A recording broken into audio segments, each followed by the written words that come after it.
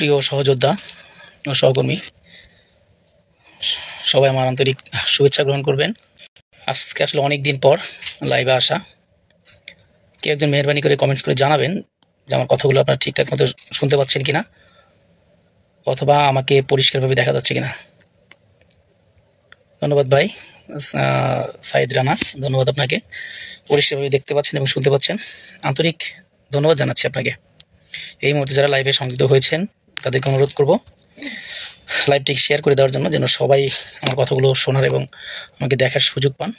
আমি আপনাদের সামনে অনেকদিন পর আসলে লাইভে আসলাম কিছু কথা বলার জন্য। শুরু করছি। আপনারা এখন আসলে কোন অবস্থায় আছে এবং আমরা যে জায়গা থেকে আন্দোলনটি স্থগিত ঘোষণা করেছিলাম, আমরা সারা বাংলাদেশের 6 থেকে 7 লক্ষ আউটসোর্সিং দৈনিক মজুরি ভিত্তিক এবং প্রকল্প ভিত্তিক যে সকল ভাই বোনেরা আছেন, তারা সবাই কিন্তু বিগত 6 তারিখে আমরা আন্দোলনকে স্থগিত ঘোষণা করেছিলাম এবং আমরা সারা বাংলাদেশের মানুষের কাছে একটি বার্তা পৌঁছে দিয়েছিলাম যে আমাদের দাবিটি নিয়ে শ্রম সংস্কার কমিশন যেভাবে আমাদের বিগত দিনে সহযোগিতা করেছেন, আমাদেরকে আশ্বস্ত করেছিলেন, তেমনিভাবে শ্রম মন্ত্রণালয় এবং শ্রম মন্ত্রণালয়ের সচিব মহোদয় কিন্তু আমাদের সামনে এসে আমাদেরকে আশ্বস্ত করেছিলেন, আমাদেরকে কথা দিয়েছিলেন যে অতি দ্রুত সময়ের মধ্যে অর্থ মন্ত্রণালয় আমাদের বিষয়গুলো নিয়ে কাজ করবেন এবং অর্থ মন্ত্রণালয় একটি টেকনিক্যাল কমিটি হবে। সেই কমিটিতে আমাদের শ্রমিক প্রতিনিধি হিসেবে আমাদেরকে 5 জন রাখা হবে এবং অর্থ মন্ত্রণালয় এবং শ্রম মন্ত্রণালয় মিলে একটি টেকনিক্যাল কমিটি হবে। সেই টেকনিক্যাল কমিটি কাজ করবে। টেকনিক্যাল কমিটির কার্যপরিধি হবে, প্রথমে 1 নম্বর যে দাবি সেটি হবে আউটসোর্সিং নামক যে ঠিকাদারির প্রথা আছে, সেই ঠিকাদারির প্রথাকে বিলুপ্ত করার জন্য যে আউটসোর্সিং নীতিমালা আছে সেই নীতিমালাকে পরিবর্তন করা। আমরা আসলে সচিব মহোদয়ের কথায় আশ্বস্ত হয়েছিলাম, আশ্বস্ত হয়ে কিন্তু আমরা আমাদের আন্দোলন সংগ্রাম স্থগিত করেছিলাম। আমরা পরবর্তী সময়ে আসলে দেখলাম যে শ্রম মন্ত্রণালয় থেকে একটি কমিটি হলো, কিন্তু সেই কমিটির কার্যপরিধি দেখে কিন্তু আমরা অত্যন্ত হতাশ হয়েছিলাম। কার্যপরিধি ছিল বেতন বকেয়া এবং শুধুমাত্র চাকরিচ্যুত যারা আছে তাদের বিষয়গুলো নিয়ে আমরা সেখানে কাজ করতে পারবো। তো আমরা যারা কমিটিতে ছিলাম, আমরা কিন্তু যেদিন মিটিং হয় বিগত 17 তারিখে, আমরা 17 তারিখের মিটিংয়ে ব্যক্তিগতভাবে আমিও ছিলাম। তো আমি কিন্তু পরিষ্কারভাবে উপস্থাপন করেছি যে আপনাদের কার্যপরিধিতে যে 2টি বিষয় আছে, এই বিষয়ের বাইরে গিয়ে বিবিধ কোনো আলোচনা করা যাবে কিনা। যদি বিবিধ কোনো আলোচনা করার সুযোগ থাকে তাহলে আমরা বিবিধে ঠিকাদারি প্রথার বিলুপ্ত অর্থাৎ আউটসোর্সিং নামক যে নীতিমালা আছে, নীতিমালার পরিবর্তন করার জন্য আজকের মিটিং আলোচনা হবে। এই মিটিং থেকে একটা রেজুলেশন হবে, সেই রেজুলেশন অর্থ মন্ত্রণালয় আপনারা দিবেন, সেখানে আমাদেরকে যেন টেকনিক্যাল কমিটিতে অন্তর্ভুক্ত করে এই নীতিমালা যেন দ্রুত সময়ের মধ্যে পরিবর্তন করার উদ্যোগ গ্রহণ করা হয়। সেদিন কিন্তু উক্ত মিটিংয়ের যে আহ্বায়ক ছিলেন এবং শ্রম মন্ত্রণালয়ের যে একজন সিনিয়র সহকারী সচিব মহোদয় ছিলেন, ওনারা কিন্তু আমাদেরকে আশ্বস্ত করেছিলেন যে আজকের মিটিংয়ের যে আলোচ্য বিষয়, সেই আলোচ্য বিষয়ের মধ্যে আপনারা যে আলোচনাটা করলেন ঠিকাদারি প্রথার বিলুপ্ত এবং আউটসোর্সিং নীতিমালা পরিবর্তন করে আউটসোর্সিং প্রথার বিলুপ্ত করা, আমরা এটাকে এজেন্ডাভুক্ত করলাম এবং আমাদের আলোচনার প্রেক্ষিতে আমাদের যে দাবি, সেই দাবিটি সুপারিশ আকারে ওনারা অর্থ মন্ত্রণালয়ে পাঠাবেন। আমরা আসলে হতাশ হয়েছি 17 তারিখের যে রেজুলেশন, সেই রেজুলেশনটি দেখে এবং সিদ্ধান্ত যেটি হয়েছে সেটি দেখে আমরা হতাশ হয়েছি। সেখানেও কিন্তু আমরা যা আলোচনা করেছি মিটিংয়ে, সেই আলোচনার সমস্ত বিষয়গুলো কিন্তু পুঙ্খানুপুঙ্খভাবে উপস্থাপিত হয়নি এবং আমাদের যে দাবিটি ছিল আউটসোর্সিং প্রথার বিলুপ্ত করা এবং ঠিকাদারি প্রথা বিলুপ্ত করে আমাদের আউটসোর্সিং নীতিমালা পরিবর্তন করা, সেখানে কিন্তু কোনোভাবেই এই বিষয়টিকে ওনারা সিদ্ধান্ত আকারে আনেনি। যাই হোক, এটা আমাদের জন্য ছিল একদম হতাশার একটা বিষয়।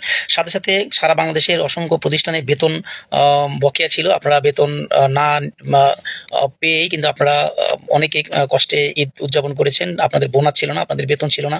দীর্ঘদিন পরিবার পরিজন নিয়ে একটা আশা করেছিলেন যে আমাদের যে কমিটি ছিল সেই কমিটির মাধ্যমে হয়তো আপনাদের বেতন বকেয়া যে সমস্যা, অ্যাটলিস্ট এই সমস্যাটি দ্রুত সময়ের মধ্যে সমাধান হবে। তো আমরা আশা করেছিলাম এবং প্রত্যাশা করেছিলাম যে শ্রম মন্ত্রণালয় অ্যাটলিস্ট, আমরা পরক্ষণে কিন্তু আসলে দেখতে পেরেছি যে বেতন পরিশোধের যে উদ্যোগ শ্রম মন্ত্রণালয় থেকে গ্রহণ করার কথা ছিল, সেই উদ্যোগ কিন্তু আসলে প্রপারলি গ্রহণ করা হয়নি এবং সেভাবে উদ্যোগ গ্রহণ করলে কিন্তু আপনারা আপনাদের বেতন নিয়ে কিন্তু ঈদ করতে পারতেন। যাই হোক, আমরা আশা করব শ্রম মন্ত্রণালয় দ্রুত সময়ের মধ্যে এই বিষয়ে পদক্ষেপ গ্রহণ করবে এবং সামনের যে মিটিংটি আছে সেই মিটিংয়ে অবশ্যই এই বিষয়টিকে চূড়ান্তভাবে সিদ্ধান্ত আকারে ওনারা নেবেন এবং বকেয়া বেতনগুলো দ্রুত সময়ের মধ্যে পরিশোধের ব্যবস্থা গ্রহণ করবেন। আমাদের জায়গা থেকে আমরা চেষ্টা করব যেন এই মিটিংয়ে বসলে অ্যাটলিস্ট আমরা একটা ফলাফল নিয়ে আমরা যেন মিটিং থেকে উঠতে পারি এবং আমরা চেষ্টা করব সেই মিটিংয়ে আমাদের একটা কাঙ্ক্ষিত ফলাফলে আমরা আসলে পৌঁছে যাওয়ার জন্য।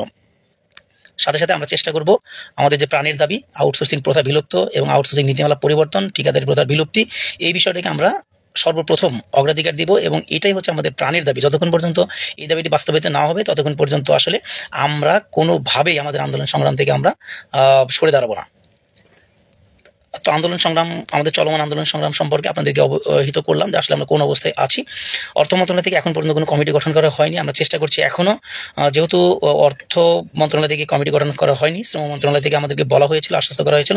আমরা শ্রম সচিব মহোদয়ের সাথে যোগাযোগ অব্যাহত রেখেছি এবং হয়তো এই সপ্তাহের মধ্যে ওনার সাথে আমরা ফিজিক্যালি দেখা করে অর্থ মন্ত্রণালয়ের কমিটি যেন দ্রুত সময়ের মধ্যে করা হয়, এই বিষয়টি আমরা আলোচনা করব। যদি দ্রুত সময়ের মধ্যে কমিটি গঠন করা না হয়, সেক্ষেত্রে সারা বাংলাদেশের সকল প্রতিষ্ঠানে কর্মরত আউটসোর্সিং, দৈনিক মজুরিভিত্তিক, প্রকল্পভিত্তিক ভাই বোনেরা, আপনাদেরকে বিনীত অনুরোধ করব, আমরা আর ঘরে বসে থাকবো না। আমাদের আসলে ঘরে বসে থাকার সময় আমাদের নেই, আমাদের হাতে সময় অত্যন্ত কম। আমরা মনে করি দ্রুত সময়ের মধ্যেই আমাদের যে আন্দোলনের স্পিড আছে, এই স্পিডকে অব্যাহত রেখে, আমাদের এই আন্দোলনের যে গতি আছে, সেই গতিকে অব্যাহত রেখে আমাদের দ্রুত সময়ের মধ্যেই প্রত্যেকটা প্রতিষ্ঠানের সাথে কানেক্টিভিটি বাড়িয়ে দিতে হবে। সকলে কাঁধে কাঁধ মিলিয়ে একে অন্যের প্রতি হিংসাত্মক মনোভাব পরিহার করে সকলের জায়গা থেকে সর্বাত্মকভাবে প্রচেষ্টা অব্যাহত রেখে সকল মানুষের সাথে যোগাযোগ রক্ষা করে বিগত দিনে যে সকল আন্দোলন সংগ্রামে আমরা যে সকল ভাই বোনেরা অংশগ্রহণ করেছিল তাদের অংশগ্রহণ নিশ্চিত করে, এবং যারা বিগত দিন আন্দোলন সংগ্রামে আসেনি তাদেরকেও আমাদের সাথে সম্পৃক্ত করে একটা বৃহৎ কর্মসূচি আমাদেরকে ঘোষণা করতে হবে এবং দ্রুত সময়ের মধ্যে আমাদের দাবি বাস্তবায়নের জন্য আমাদের কাজ শুরু করতে হবে।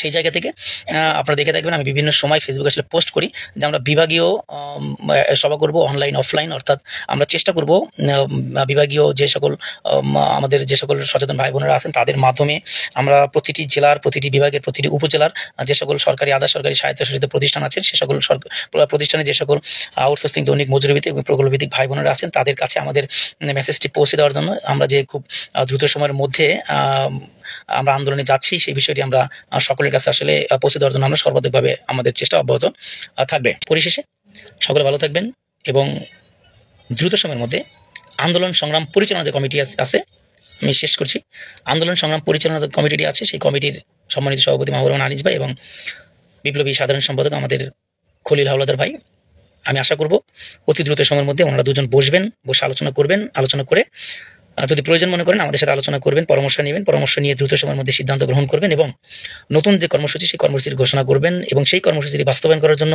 সার্থক করার জন্য কি ভাবে আমাদেরকে কাজ করতে হবে সেই বিষয়গুলো পয়েন্ট আউট করে সেগুলো বাস্তবায়ন করার জন্য দ্রুত পদক্ষেপ গ্রহণ করবেন। আমি আপনাদেরকে বলতে চাই, সামনে কিন্তু মে মাস, 1 মে হয়তো খুব দূরে নাই, হয়তো 23 থেকে 24 দিন আছে, আর এরপরে কিন্তু 1 মে আমাদের উচিত হচ্ছে এই 1 মের আগে, অর্থাৎ শ্রমিক দিবসের আগেই আমরা একজন শ্রমিক হিসেবে শ্রমিকের ন্যায্য অধিকার যেন আমরা ফিরে পাই, এই বিষয়টি আমাদেরকে নিশ্চিত করতে হবে।